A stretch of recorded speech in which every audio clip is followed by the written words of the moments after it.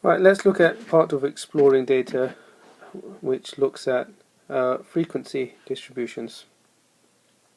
And here we can see we've got a data set and the number 1 rolled 3 times, and therefore we have a frequency of 3 and so forth. We can collect all our data, look at the number of times when the die is rolled, the number of times you get a 1, a 2 is 5 times, 3 is 2 times, etc.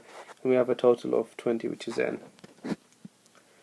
Now, say we want to work out the mean, that simply equals for frequency distribution sum of fx divided by sum of f.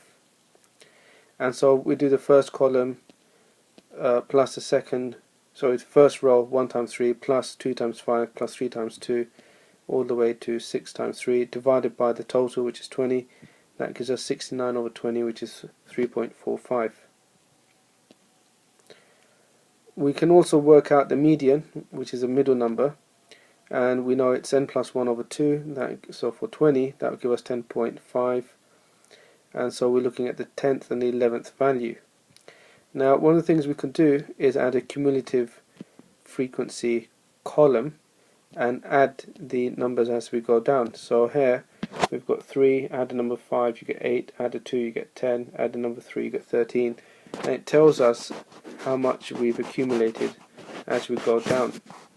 So the 10th value clearly lies in the 3rd row, and it's when x equals to 3, and the 11th value therefore is in the 4th row, and it's when x equals to 4, and therefore our median is simply 3 plus 4 divided by 2, which gives us 3.5.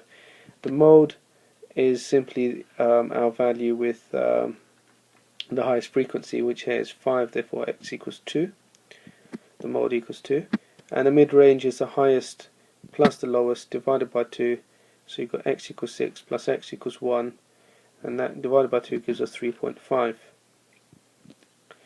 Now, you might want to have a go at this question and just verify that the mean, median, mode and mid-range are these values that are listed.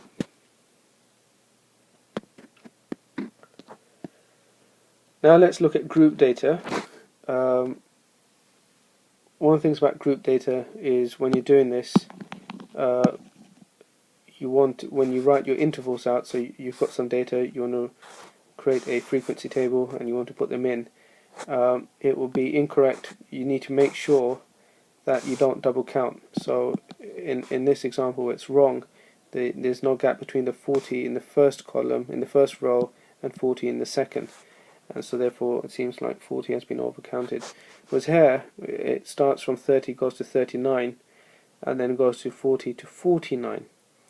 Now sometimes in some box plots, in some frequency tables, they use an inequality sign similar to this.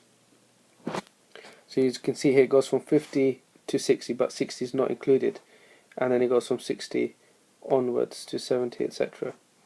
And say we want to work out the mean, well, we can work out the midpoints of each interval. So for 50 to 60, it would simply be 50 plus 60 divided by 2, gives us 55 all the way down. We go to 65, 75, 85, 95.